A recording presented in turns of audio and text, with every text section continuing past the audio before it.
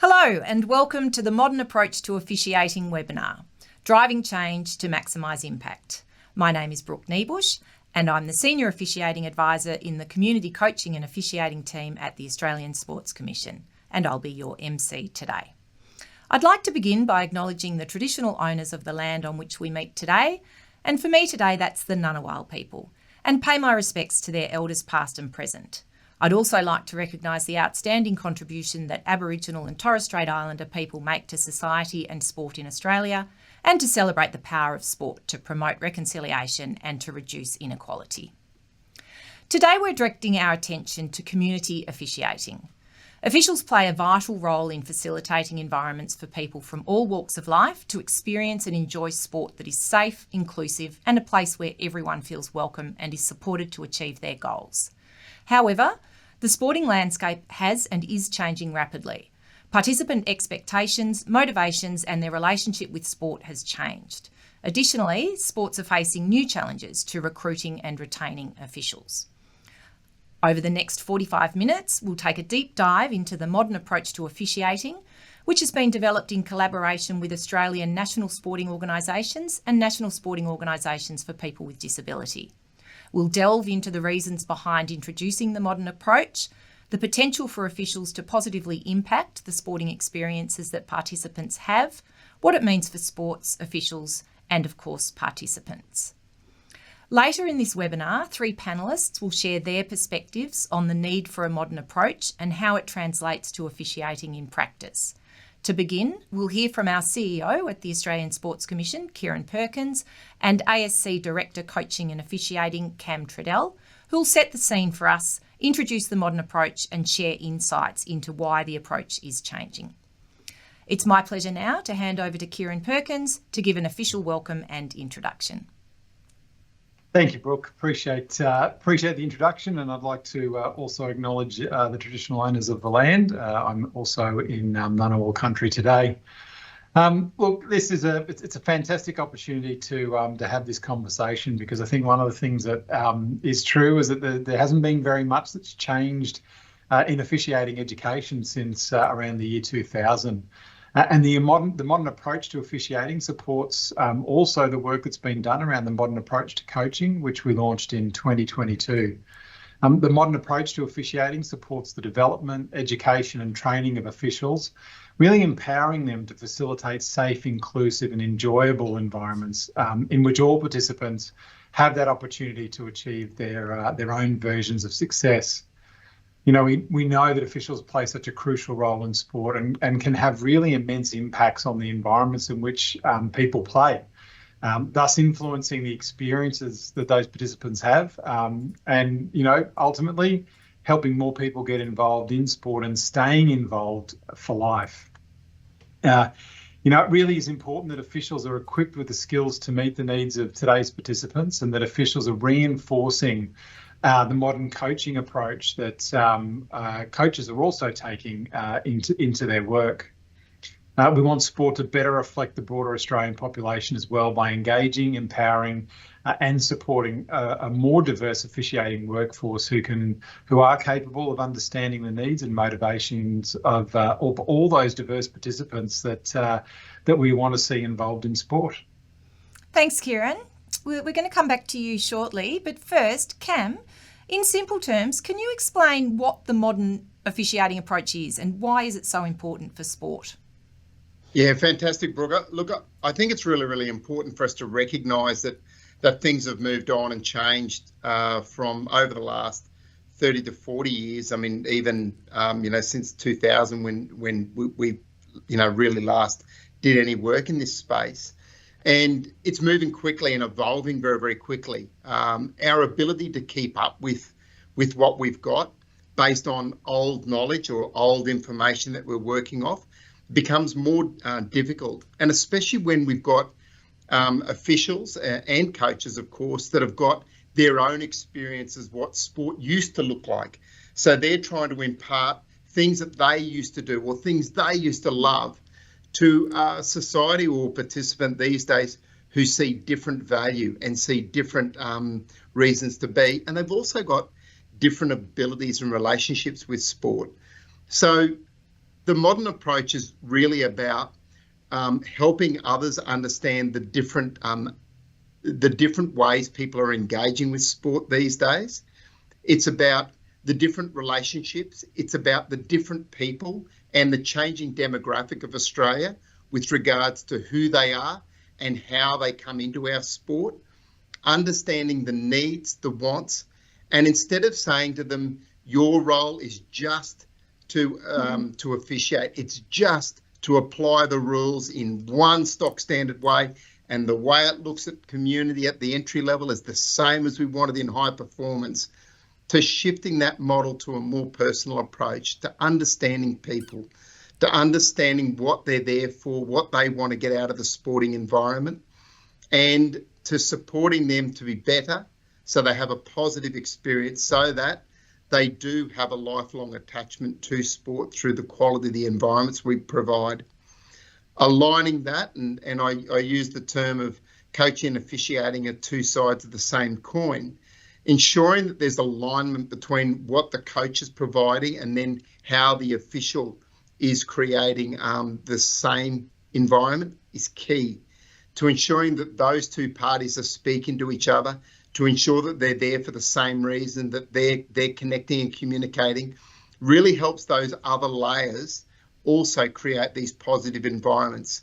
So clarity on why we're there, how we're going to create the environment, what the positive experience looks like, and how we can all leave making sure that sport is engaging and something we're intrinsically motivated to turn up next week, next year, and for the rest of our lives, based on the quality of what the official can and the role that they can play in this experience. Thanks, Cam. And I'm going to come back to you also, but I wanted to hear from Kieran now. Kieran, can you tell us about your experience as an athlete with officials and how the environment they created might have influenced your own experience? Oh, look, it's an interesting thing to think back on, right? Because I think, like most of us, especially of our generation, everyone just played sport. Like I was reflecting on this recently with the engagement with children, and it's even the context of when I was a kid, people would ask you what sports, plural, do you play? Whereas now kids will get asked, do you play sport? And it's a subtle change, but it's it is one of those significant things. And I think what came with that, of course, is a different engagement and introduction. And certainly volunteers were and are now and forever so significant in the impact that they have. And I played a lot of sport when I was young, but we can stick to the one that I ended up doing okay at, which of course for me was swimming. And the introduction into swimming for me was this environment where your own personal output and your achievement was what was celebrated. So it wasn't that competitive, are you winning, are you losing, are you racing against people your same age, your same gender, and how do you compare to those? It was just a come and try, have fun, be involved. And if you're improving because your time's being recorded, that was celebrated. And that's what drew me in. That was my introduction to swimming. And when I contemplate it now, some of the funny little things that happen along the way, like I clearly remember being around 11 or 12 at a club night one night, and I came off the wall and did my stroke incorrectly, something I'd been doing in practice, which my coach used to inform me was inappropriate. And I did it in this club night, and I remember getting out of the water and the referee pulled me over, and he just quietly said to me, I saw that. I'm going to let you go this time, but if you do it again, I will have to disqualify you. And it was just a moment, put the fear of God in me, don't worry, but it was a moment of, when you look at it, it was this moment of kindness, He absolutely could have applied the rules, and it was appropriate to address that rule at that moment in time. But just that small moment of kindness, recognition, we're not playing for sheep stations here. This isn't something that's going to change anybody's dynamic of life, but hey, be careful. Like that for me was I still remember that, 40 almost years later, to acknowledge that this was a a simple little interaction. It was a momentary decision that official made, and it kept me involved in sport. And, you know, when you think about it, as we know from all the statistics that we've got, it's around that age that the participation rate starts to drop off dramatically. We see kids being graded, the pressure to train and compete more comes in. And unfortunately, the irony of that is that that's also that period when kids are entering puberty and entering that stage of life where actually we don't have the faintest idea what's going to happen next. Puberty can change the dynamic of the human being and how they're physically built and how they actually are able to approach their sport in fundamental ways. And yet, you know, historically, we put this immense amount of pressure around that time. And I guess, you know, I feel like I was fortunate that because of the environment that I was in, it didn't matter that at that age I was successful or not in the open context of winning or losing. But there was that focus on, am I improving? Am I getting better? Am I taking accountability for how I'm going? And because of that, it enabled me to keep going. And in all honesty, it wasn't until, you know, I was 15 or 16, which for a swimmer is getting up in age, that I showed any kind of, you know, what people would call talent or likelihood of future success, which, you know, makes me, I guess, a good example of the importance of providing that great environment to help people through, because you just don't know, given the right encouragement, the right support, and ultimately the time to develop and make the right choices as an individual, when that person might find their sweet spot and do something more. And you know, that was where I landed, fortunately. Thanks so much for sharing, Kieran. I hate to think what would have happened if that official had have addressed that situation differently. It could have changed a whole lot of things for your future in swimming.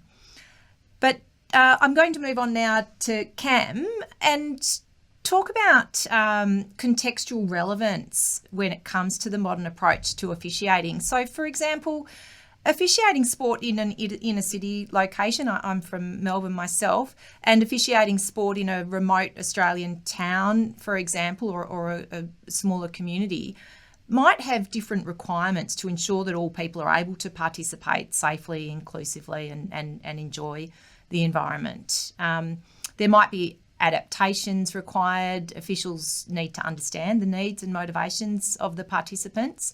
And also, officiating young children who are just starting out competing requires a different approach to officiating adults who might be experienced, and they might be competing perhaps for social reasons.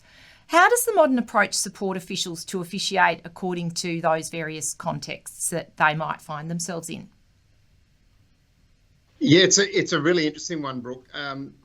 For a long time now, we've been really good at measuring how many officials we've got or how many coaches we've got, not how effective they are. So we sort of have got this disconnect between how many we've got and what are they doing at the coalface and how effective are they at playing a particular role.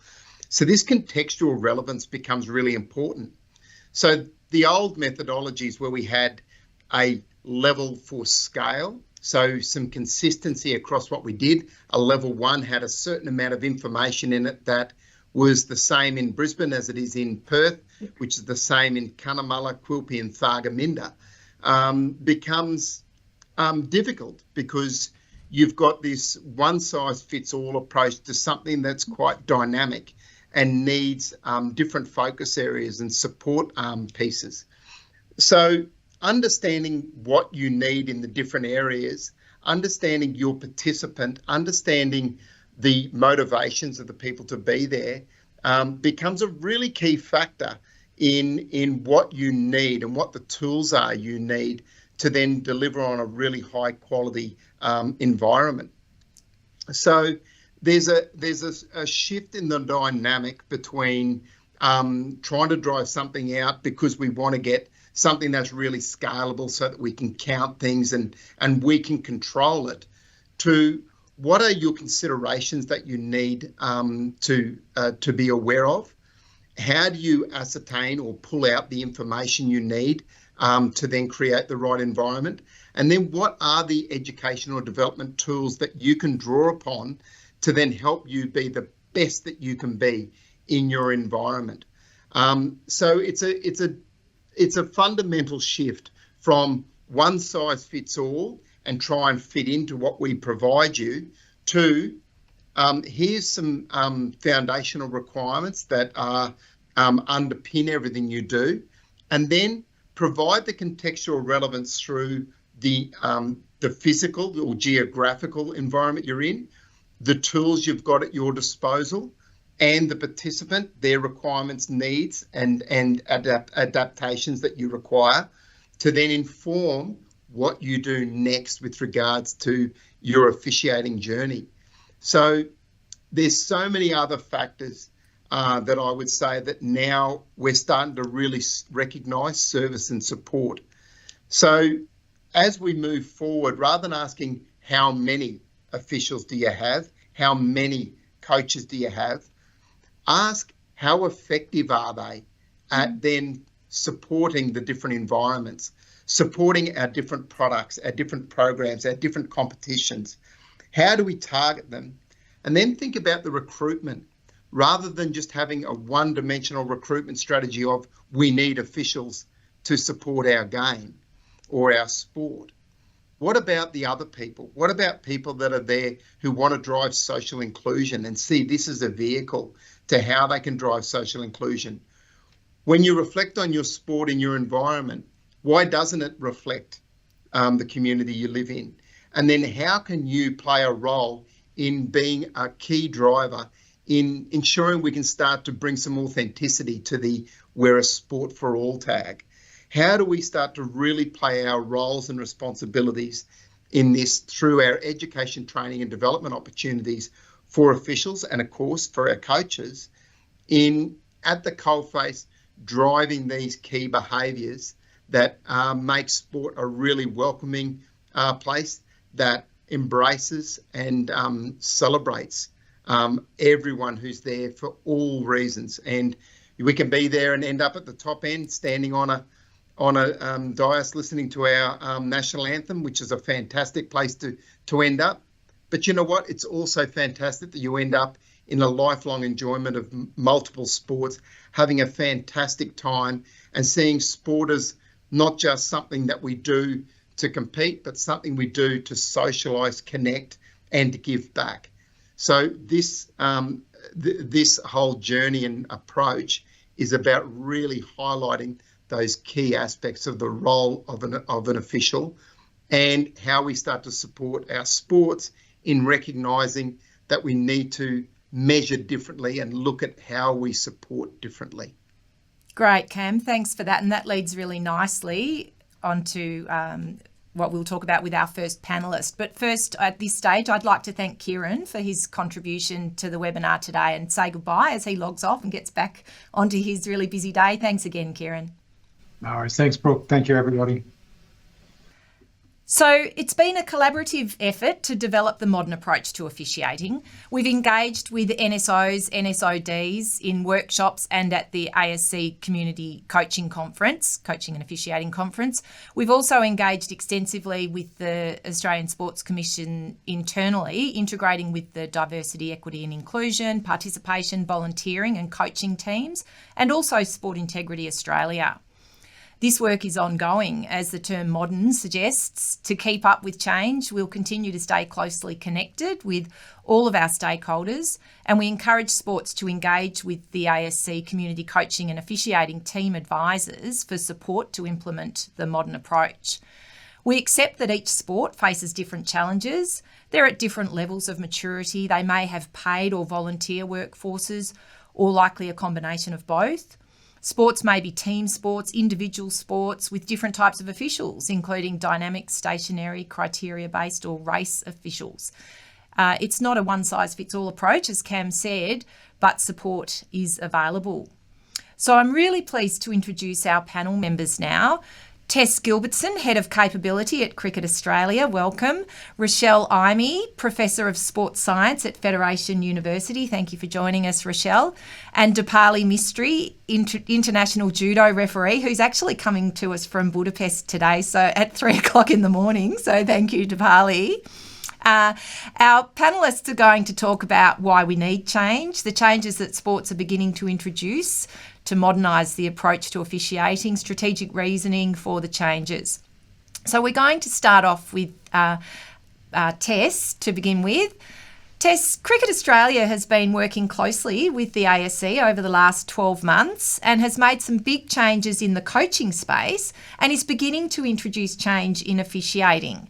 Can you talk us through the reason, first of all, for needing to make a change? Thanks, Brooke, and thank you so much for having me part of today's panel. I think this is such an important initiative and around how we collectively come together to shape amazing participation experiences across all sports. And from a cricket perspective, we're really passionate about ensuring cricket is a sport for all and that we're really honing in on what are the roles that we need our officials and coaches to play in actually bringing that to life. They are so crucial in creating those moments that matter for our participants and players across the pathway. And I think this is just a great, step change in how we can actually do that as a collective. From a cricket perspective, sort of looking back on the journey that we've been on and over a number of years, I think, Cam, you spoke to it really nicely before, is that we've got to fundamentally start to shift the way that we sort of support and, I guess, service the games that we are all leading. And in that, from a cricket perspective, we recognise that it is a really complex sport, but we really want to be able to demystify the role and the important role that umpires are playing. And in that, thinking about if we are to think about the role that mum, dad, volunteers can play in a world where all sports are not necessarily competing for officials, but absolutely having to work really hard at bringing more officials into the game, how do we make it as easy as possible for them and support them along that journey? So cricket for some time has had a really formal accreditation process around the way that we support umpire development, and in that we recognised probably 12, 18 months ago that it was time to refresh and really reinvigorate what those opportunities are to, I guess, make it more of a compelling opportunity for someone to get involved, not only from starting their officiating or umpiring journey in cricket, but also then thinking about the opportunities they had to give back and playing into that role, that it's more than just, turning up to make the decisions or the calls in cricket. It's actually around the impact that you have with the community. So over the last sort of 12, 18 months, we've been working as a collective across Australian cricket to really rethink what is the opportunity that we have in this space to dial up how we can create and reshape some exceptional umpiring experiences across the board. And, we're very much at the start line of our journey, Brooke, but there's a long way to go in what we want to do. But over the last 12 months, we've really started to focus in on those junior cricket experiences and the environments that we need to be able to create for participants. And Cam, I think you spoke so nicely to it before around that context-specific learning and the role that people play. So from a junior cricket perspective, we recognise that you don't need to be an expert of the laws of cricket, and thinking about the role that you need to play in creating safe, inclusive, welcoming environments, that's paramount. And upholding the spirit of cricket, absolutely. But the role that you'll play as an official at that level is really around facilitating. And I think Kieran's story really brought that to life as well, in terms of it's not the right and the wrong, but it's how do you actually help kids and participants develop that lifelong love of the game. So from a development opportunity perspective, one of the first steps and changes we've made is to really think about our offerings in that space. And really the first sort of cab off the rank has been the introduction of a new junior cricket umpiring development program, and it's in its infancy, but the idea is that we've tried to really simplify the role that mum, dad, player can take on in showing up and taking on the umpiring role at a junior cricket match, and breaking down what it looks like for them, so it's not overwhelming, but it's this is the information that you need to know, this is the role that you'll play, but most importantly, how do we help you be your authentic self out there when you're on the pitch working with kids? So that, I think, is paramount in terms of helping to create those positive experiences, but also then what does that look like across our sort of umpiring pathway? And we're very much in the process of reimagining some of those development opportunities and experiences, and thinking about the role that we play in creating, I guess, a world where it is more accessible, because people understand what it takes to get involved. I think within that, umpiring cricket is a way of connecting and staying close to the game, and for the most part, parents are there, kids are playing, or there's an opportunity to potentially move away from playing into either a coaching or an umpiring role. And that's one thing that we really want to dial up, is the support that we have in that space as well, to make it more accessible to transition across, because the stories that we hear are phenomenal in terms of the impact around giving back to community, but staying close to the club and being part of something bigger, where you get to see the joy and the satisfaction of people, kids and participants progressing. So that's something that we'll look to really, I guess, dial up and explore further. Over the last 12 months, we have sort of refocused, I guess, some of our storytelling and repositionings ever so slightly, but it's a really positive step change in how we actually build a narrative around what it takes to be an amazing umpire, and honing in on some of those intrinsic motivators, because I think, Cam, you started to touch on some of that as well. Is that what's in it for me as an umpire? Not only the role that you play in getting out there, but it's actually thinking about those lifelong skills that you can develop by stepping into the role. So we really want to hone in on that and use that as an opportunity to think about, it's not just getting out there and making, as I said earlier, the tough call, or, calling out the decisions that you need to make. There's more to it. It's around building communication skills. It's negotiating through complex decisions and all that sort of stuff. But how we support and build that capability as part of our development opportunities is going to be really important as well.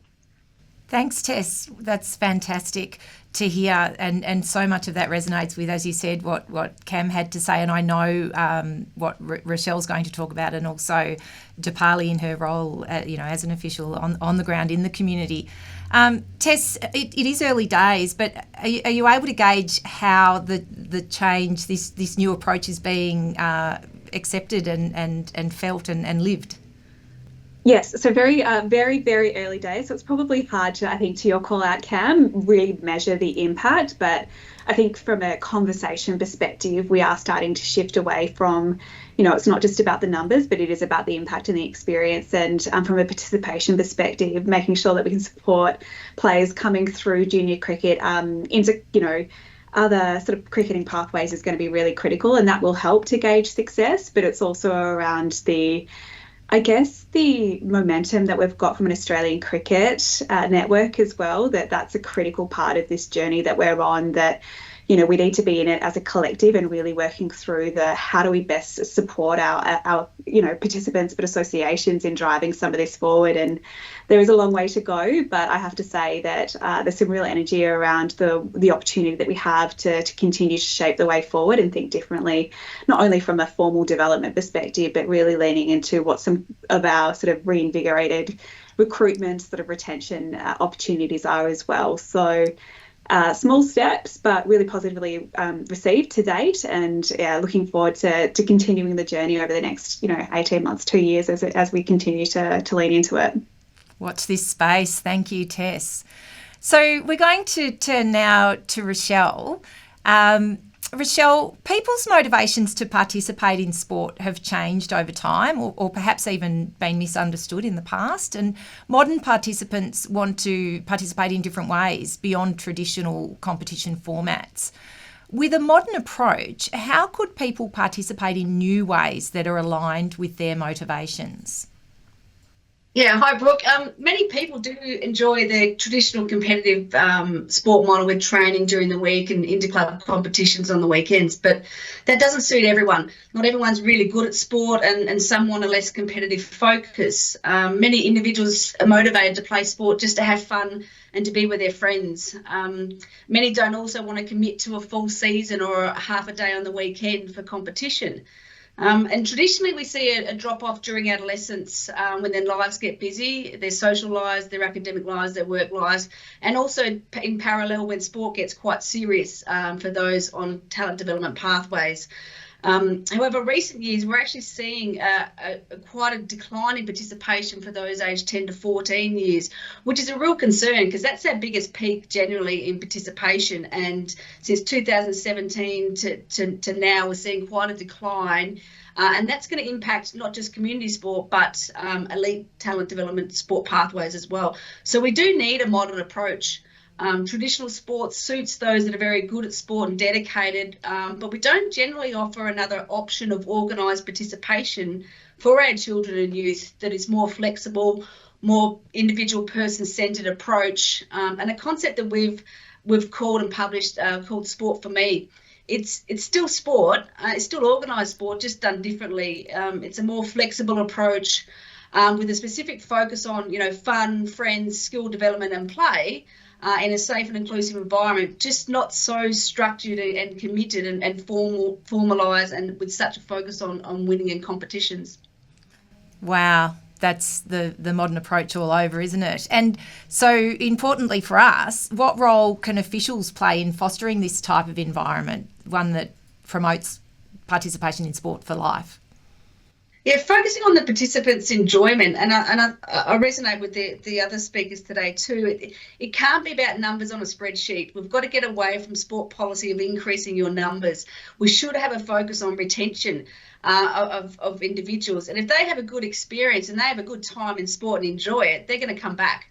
So I'd love to see a KPI on retention rather than an increase in numbers. And if we can have a good environment and a good experience, they'll return and they'll bring their families and friends.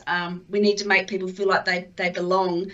And sometimes we structure sport to fit into schedules, to fit into rules, to fit into all these structures that us as adults sort of make up, but we don't focus on the enjoyment of the children. And I'm glad Kieran spoke about a really good experience he has had, but I remember my son playing in a tennis tournament in Ballarat in the middle of winter. I think he was about 8 or 9, and we were all rugged up in several layers of Kathmandu, and he had just an Adidas hoodie on. He didn't have the hood on and was warming up to play tennis in just a tennis tournament, under 10s or 12s or something. And it got to the end of the warm-up, an official came over and said, look, Jared, you've got to take your jumper off. It's not TA policy or approved, uniform. And the poor kid was just frozen. He just was there to play tennis, and he didn't understand at all. And he wouldn't even understand what they were talking about. And I resonate with what Kieran said about having a conversation and putting yourself in the perspective of that individual. It's just a little kid wanting to play tennis. It's not a grand slam. And so I think we really need to be, yes, we do need rules, but we need to think about the experience of the individuals and sometimes be a little bit flexible and make sure that those rules are in accordance with the level of the player that they are. Fantastic, Rochelle. And I think flexibility really is key to that. And we're going to, thank you, Rochelle, we're going to move on to Dipali. And I know that she's got more to add to that and how it happens in the community on the ground, officiating, and how you can have that flexibility while still maintaining the integrity of sport and the game and making it fair and equitable for everyone. So Dipali, over to you, and thank you again for joining us. What does the modern approach mean for community sport and competitions?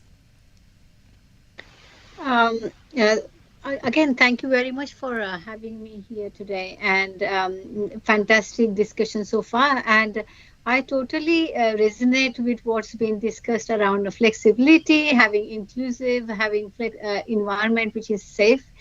The community sports environment, it's all about creating enjoyable, respectful, and more importantly, safe for everyone involved. Like novice, less experienced players, anxious parents, passionate coaches who participate in these events. So it's all together. And especially at this level, the modern approach at the community level focus not only on applying the rules by the book, but more educational, making sport accessible for everyone, being sensitive to the needs of those who we want to be involved, like the players, coaches, parents, volunteers, everyone. And I think we heard a few examples where it can create a good or bad experience depending on how you react to a particular situation. It's it's about nurturing that safety and developing that love for the sports and encouraging to having a go. So, for example, we have novice divisions where new starters can compete and at the same level rather than getting defeated by the experienced player and not wanting to come back. Or you can see as a new player starting to cry because of the newfound pressure they have seen. And that time you need to pause and give them that chance to calm down and on their terms come back and join the sport again. We don't have to kind of start with the watch and say, oh, time is up. At the community sports level, it's all about embracing diversity as well. So we are trying to give everyone entered a chance. So by continuing, we are trying to combining divisions, trying to relax mandatory uniform rules, trying to make custom rules for young cadets. And especially we spoke about the teens and puberty years, and that is the time when in judo, lot of technical introduction happens. You can do a lot of more technical game. And I think having that safe environment to be able to make mistakes without having to regret the mistake you have made, it's very important. And encouraging involvement, achieving own version of success, as you mentioned earlier. And also at that level, it's important to kind of introduce that progressive pathway. I feel it's not only about encouraging, but also introduction to that you can go to Olympics. You can achieve a lot by doing here. So we are not just focusing on social aspect, but we are also nurturing the future of our sport. Thank you, Dipali. Now, Dipali, I recall that in judo, you have a way of enabling newer, younger participants to ensure that they get a certain number of bouts rather than if they get knocked out in their first one, that's it, and they've travelled all this way to go to a competition, but they got knocked out. Can you explain how you modify the format to enable that? Absolutely. So we, as I mentioned, we try to give everyone who's participated to go. So if you don't have anyone in your division, we'll create combined divisions. If you have only 3 people and only one person can get, win or lose, we try to do a double repechage where they get at least two fights with each other and try to get more experience, and that's what they're there for. And this way, by relaxing a little bit more rigid structure of having that sport, we start getting more inclusion.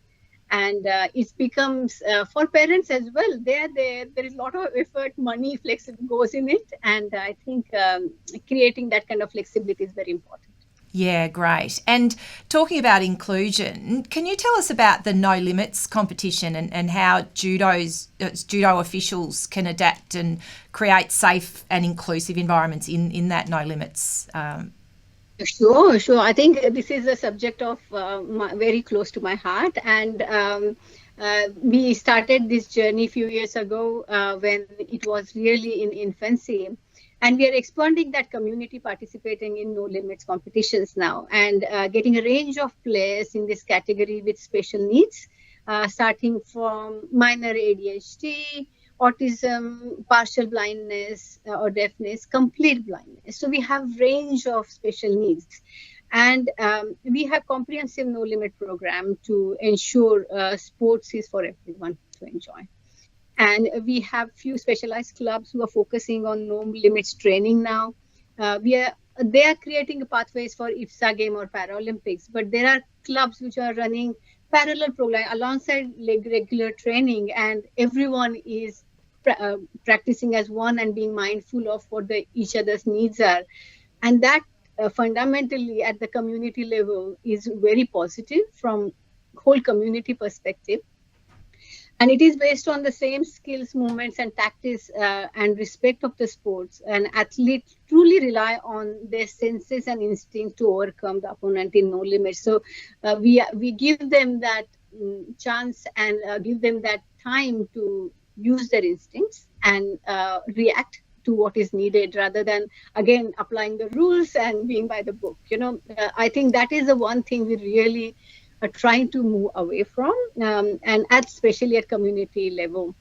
So, for example, we may be officiating one match, but for the no limit athletes might be life, it might be enjoyment, often most important undertaking, or appreciating possibility, giving happiness. Like there is so much in there for no limits, which you can see on their faces. And sometimes we see a player competing in open division and winning, and kind of happiness they achieve is incredible, and it's very satisfying.